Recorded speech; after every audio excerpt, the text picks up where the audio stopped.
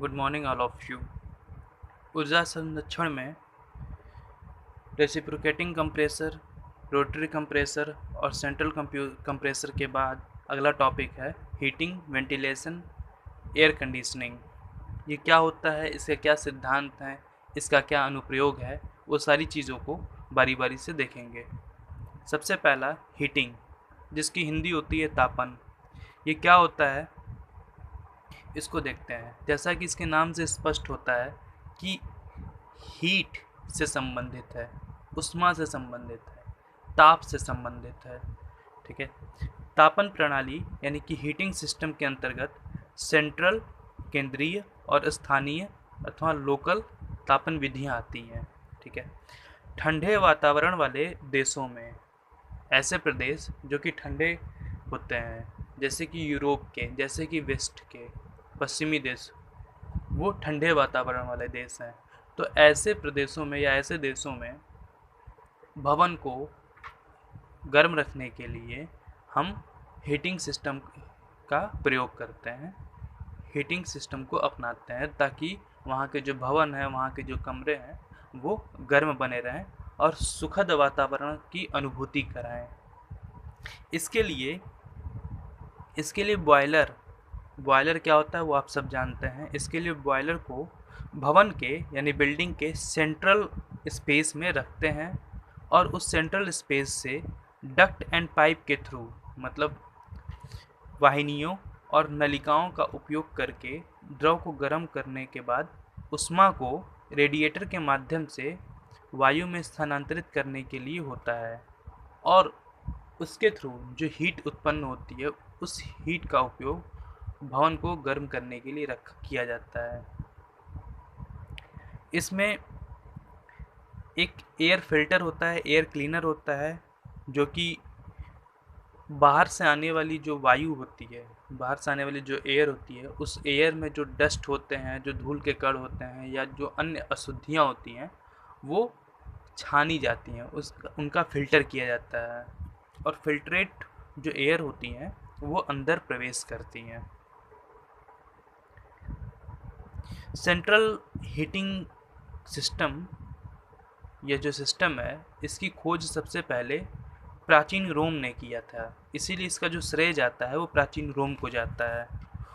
वहाँ के लोगों ने या फिर प्राचीन प्राचीन रोम ने जो पब्लिक वॉशरूम या फिर बिल्डिंग या फिर प्राइवेट बिल्डिंग की दीवारों को,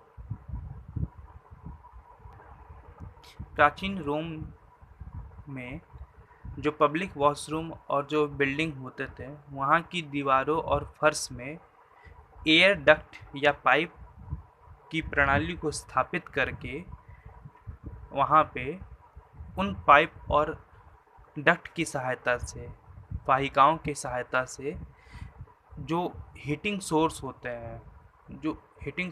हैं, उस सोर्स से हीट को ले करके जो वांछनीय भवन या फिर वांछनीय जो स्पेस होते हैं, जो डिजायर स्पेस होते हैं, उनको गर्म किया जाता था। तो इस तरीके की प्रणाली जो है प्राचीन रोम में स्थापित की गई थी। इसलिए ये जो सिस्टम है, उस सिस्टम की खोज का जो श्रेय है वो प्राचीन रोम को जाता है। उसके बाद से दुनिया के विभिन्न देशों ने इस प्रणाली को अपनाया और वो आज भी अपनाते आ रहे हैं।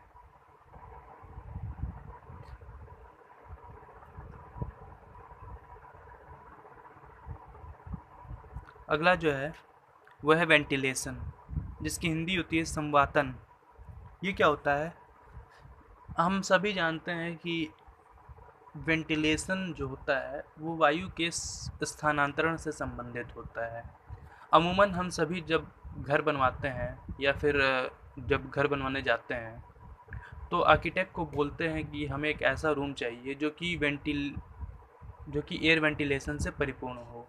एयर वेंटिलेशन का अर्थ ये होता है कि एक ऐसा कमरा जिसमें जो वायु हो उसका संचरण हो सके, उसका सर्कुलेशन हो सके, वायु एक स्थान से प्रवेश करे और दूसरे स्थान से वो बाहर की तरफ या वातावरण की तरफ निकल जाए।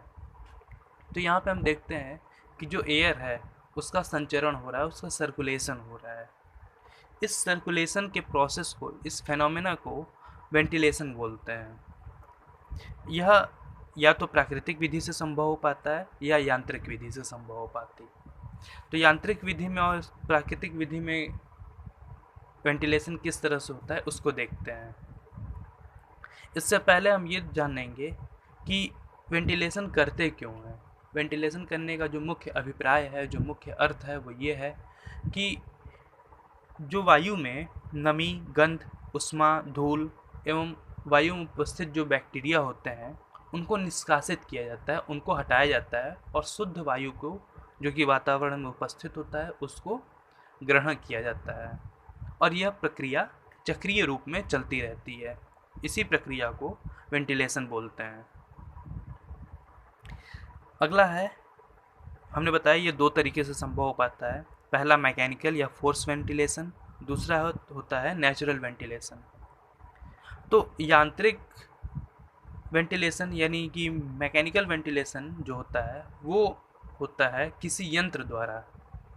यंत्र का यहाँ पे अभिप्राय यह है कि हम सीलिंग फैन या टेबल फैन लगा करके या फिर एग्जॉस्ट फैन लगा करके एक कमरे की वायु को बाहर की तरफ निष्कासित करते हैं और वह वायु नमी, गंध, ऊष्मा, धूल और वायु में उपस्थित बैक्टीरिया हो सकते हैं।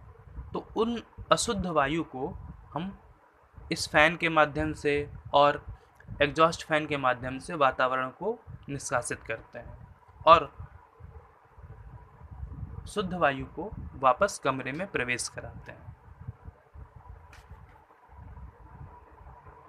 उदाहरण के लिए हम सभी जानते हैं कि किचन और वॉशरूम से जो दूषित गंध होते हैं और नमी होती है उसको यांत्रिक मशीन द्वारा निष्कासित करते हैं।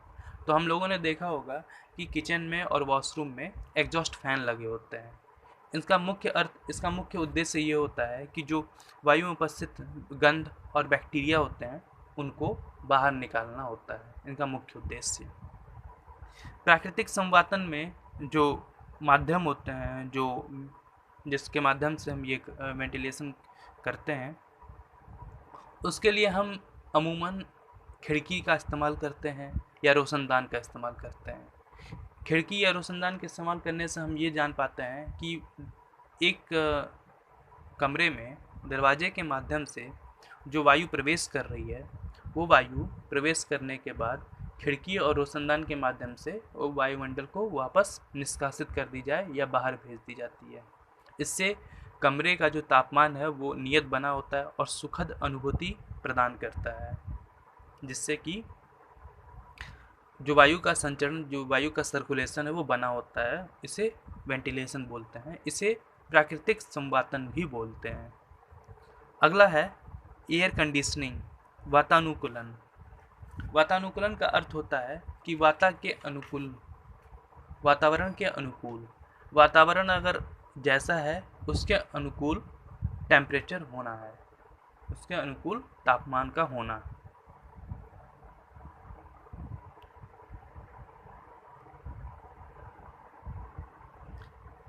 अब अगला हम देखते हैं कि तापन, संवातन तथा वातानुकूलन का सिद्धांत, मतलब हीटिंग, वेंटिलेशन और एयर कंडीशनिंग किस सिद्धांत पे कार्य करते हैं। तो यह जो सिद्धांत होते हैं वो मूलतः तीन होते हैं।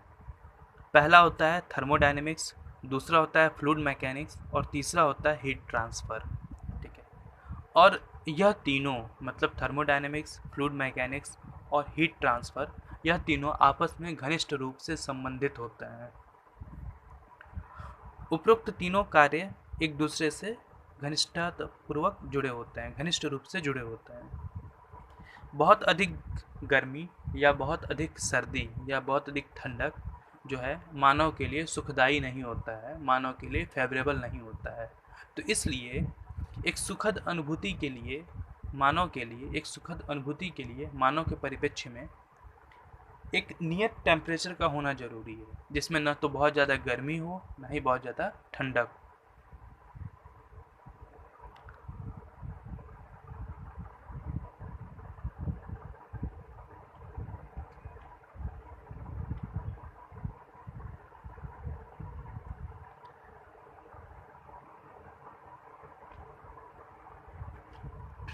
आगे देखते हैं इसमें एक लाइन लिखी हुई है, उत्पादन प्रक्रियाओं में 35% ऊर्जा का उपयोग तापन, संवातन और वातानुकूलन में होता है। इसका अर्थ यह है कि जो प्रोडक्शन प्रोसेस होते हैं, उस प्रोडक्शन प्रोसेस में संपूर्ण ऊर्जा का 35% जो है वो तापन, संवातन और वातानुकूलन में होता है। वो हीटिंग, वेंटिलेशन और एयर कंडीशनिंग में होता है। इसका उद्देश्य इसलिए होता है, ये इसलिए किया जाता है क्योंकि वहाँ पे काम करने के लिए एक फेवरेबल इन्वायरमेंट का होना ज़रूरी है। अगर फेवरेबल इन्वायरमेंट नहीं होगा तो वहाँ के जो वर्कर्स हैं यहाँ पे या वहाँ पे जो काम करने वाले लोग हैं वो सही तरीके से काम नहीं कर पाएंगे या उनकी जो प्रोडक्टिविटी होगी वो घट जाएगी। तो इस बातों का ख्याल रखते हुए एक मैन्युफैक्चरिंग यूनिट में या फिर एक प्रोडक्शन प्रोसेस में लगभग 35% जो ऊर्जा होती है उसका उपयोग निम्न कार्यों के लिए किया जाता है। इसके बाद देखते हैं रेफ्रिजरेशन, जिसकी हिंदी होती है प्रशीतन।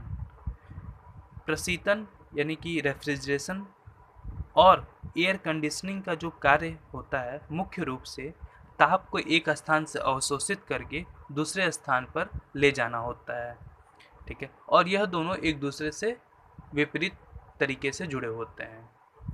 प्रशीतन एयर कंडीशनिंग में क्या होता है कि एक स्थान से टेम्परेचर को लेते हैं और दूसरे स्थान पे टेम्परेचर को निष्कासित करते हैं, और वही चीज़ रेफ्रिजरेशन में भी होता है। एक पर्टिकुलर स्पेस से हीट को एब्जॉर्ब करते हैं और उसके बाद दूसरी जगह पे उस हीट को डिस्पोज कर देते हैं। तो ये दोनों चीज़ें एक दूसरे से विपरीत तरीके से जुड़ी होती हैं।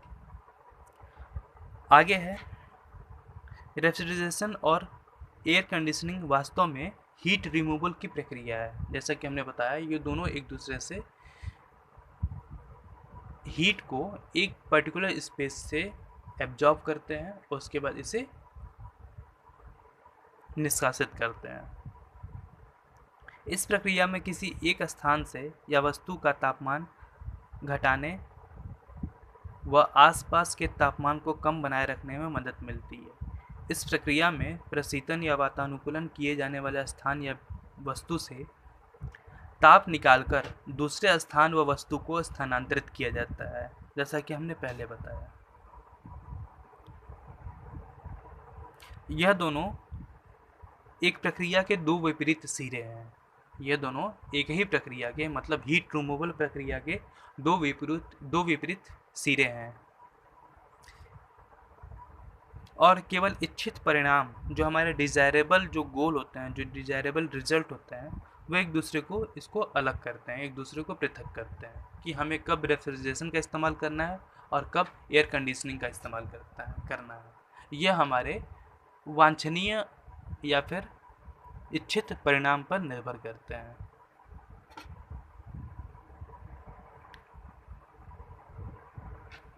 इसके बाद देखते हैं अगला टॉपिक है वातानुकूलन प्रणाली का वर्गीकरण, क्लासिफिकेशन ऑफ एयर कंडीशनिंग।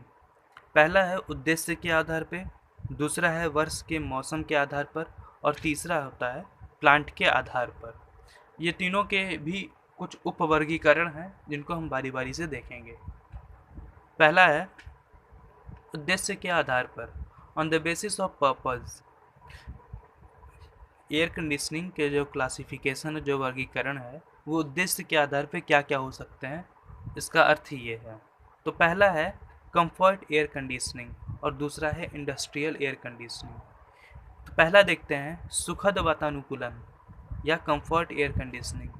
इसमें हवा की दशा को, जो कंडीशन ऑफ एयर है, हवा की दशा को इस प्रकार से रेगुलेट किया जाता है या नियंत्रित किया जाता है कि मनुष्य को आराम व सुख पहुँचे। इसके अंतर्गत घरों, ऑफिस, होटल, डिपार्टमेंट स्टोर या सार्वजनिक भवनों, कारखानों, रेल, बस, हवाई जहाज, समुद्री जहाज इत्यादि में सुखदायी वातानुकूलन सिस्टम या संयंत्र या प्लांट लगे होते हैं। इसके बाद जो दूसरा है इंडस्ट्रियल एयर कंडीशनिंग। इस प्रकार के अनुकूलन का प्रयोग, इस प्रकार का जो सिस्टम है उसका जो उपयोग है वो नमी को तथा विभिन्न रासायनिक प्रक्रियाओं को नियंत्रित करने एवं साफ एवं छनी यानी कि फिल्ट्रेट एयर को मशीनों को बिना त्रुटि के प्रदान करने तथा परिशुद्ध वस्तुओं के उत्पादन करने में होता है। इसका अर्थ ये है कि एक इंडस्ट्री में जो एयर कंडीशनिंग का इस्तेमाल करते हैं उसके उसका जो उद्देश्य होता है वो ये होता है कि जो फिल्ट्रेट एयर है यानी कि इंडस्ट्री में बाहर से जो फिल्ट्रेट एयर आ रही है वो एयर वहाँ पे रखी हुई जो मशीनें हैं उनको किसी भी तरह का नुकसान न पहुँचाए और जो वहाँ पे उत्पादन हो रहा है उस उत्पादन पे किसी भी तरह का कोई प्रभाव न पड़े।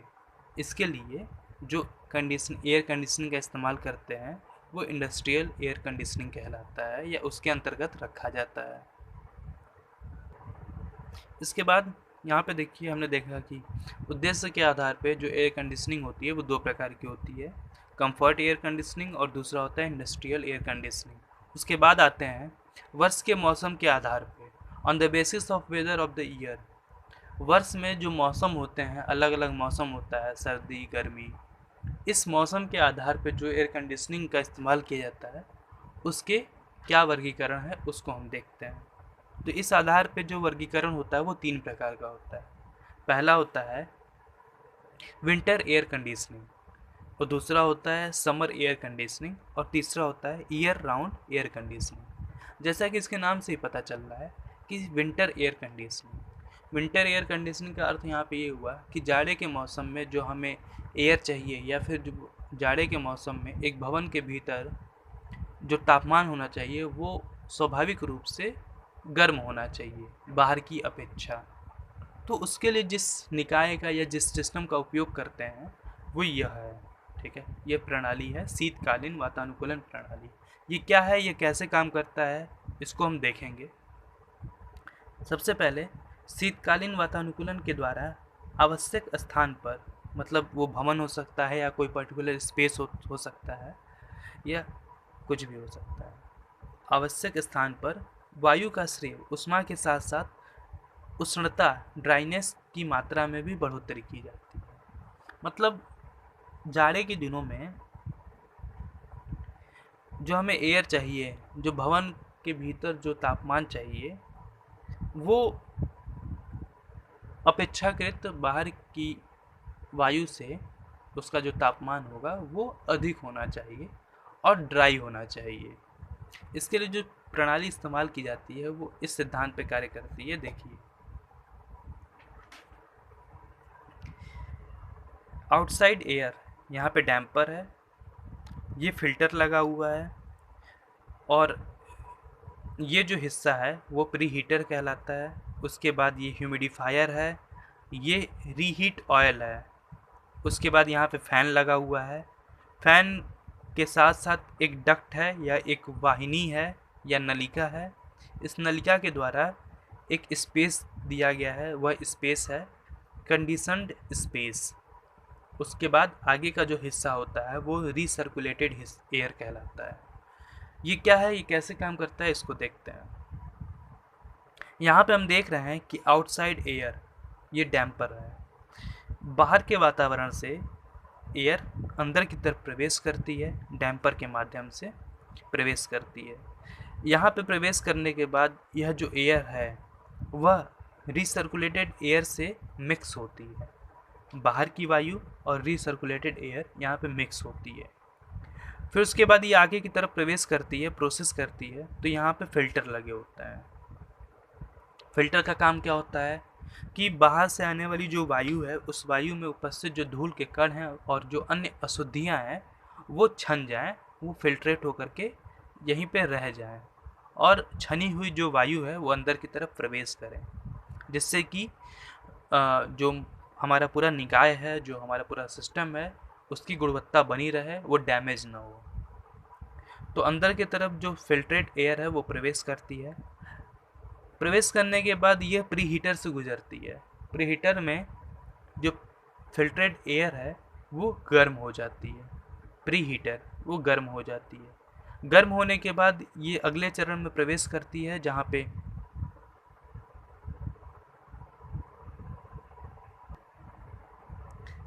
यहाँ पे गर्म होने के बाद ये ह्यूमिडिफायर से गुजरती है। यहाँ पे जो एयर होती है, जो वार्म एयर, जो गर्म हवा होती है, वो ह्यूमिडिफाई होती है। हमें किस तरह उसमें वायु में कैसी आर्द्रता चाहिए, उसके अनुसार यहाँ पे उसमें आर्द्रता होती है, या आर्द्रता को नियंत्रित किया जाता है। उसके बाद आर्द्र वायु और गर्म वायु को आगे की तरफ प्रवेश कराते हैं। यहाँ पे रीहीट ऑयल लगे होते हैं। इस रीहीट ऑयल से हमें जैसी मात्रा में या जिस तापमान पे हमें गर्म हवा चाहिए, वैसा हमें यहाँ पे प्राप्त हो जाता है। और फिर आगे के चरण में एक फ़ैन के द्वारा, एक पंखे के माध्यम से जिस स्थान पे हमें गर्म वायु चाहिए, उस स्थान पे उसको भेजा जाता है। वो है कंडीशन्ड स्पेस। एक फ़ैन के माध्यम से यहाँ पे गर्म और आर्द्र वायु को जैसी हमें आवश्यकता है,